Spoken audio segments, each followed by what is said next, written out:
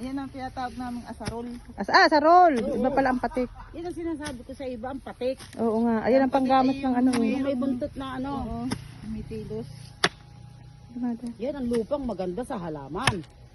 Lalaw ka ng kumpos. Ayun yung isa yun sa dulo. Aray katapat. Isa papasok din para manguha ng pako. Ay, dumito ka. Maahas ka pa dyan. Nakabidyo mo ulit ay ayunisin ko yung mga gamasa. Pag 3 minutes na. Pag binusin ko hindi. Kaya yung pagkakaan.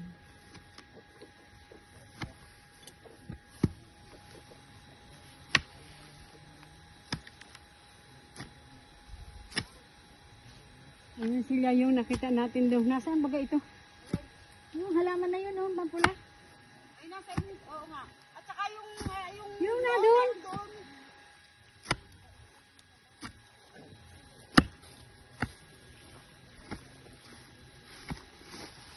Pula yung maganda. Nakita ko lang ito.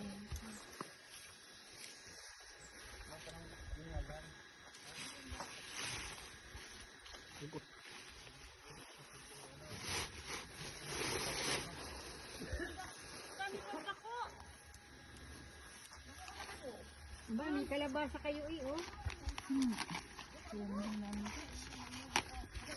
Dami pa ng pako. Ano po lang natupan yun?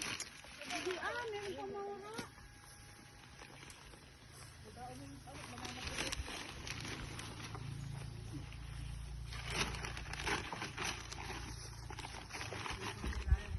Bibili pa ulit tayo sa daan. Kung hindi makakapanguha. Pwede na pag-uwi sa daan, pinaluto namin hapon. Hindi, pwede. Kariwa naman yun, pwede bukas. Parang yung mga pangyan ay may palay. Bualaw. Walaw. Yung maganda tayo sa halaman. Yung ano? Yung lupang yan. Ipa? May pinaglagarian. Oh, sorry. Nakakaano lang tayo kung nakapanalupa.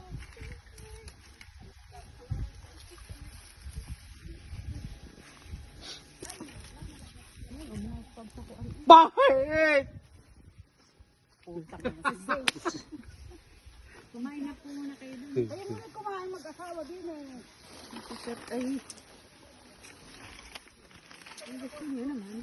Iwan na lang yung maulam. Dalhin niyo hotdog. Ang gusto niyo doon kumain.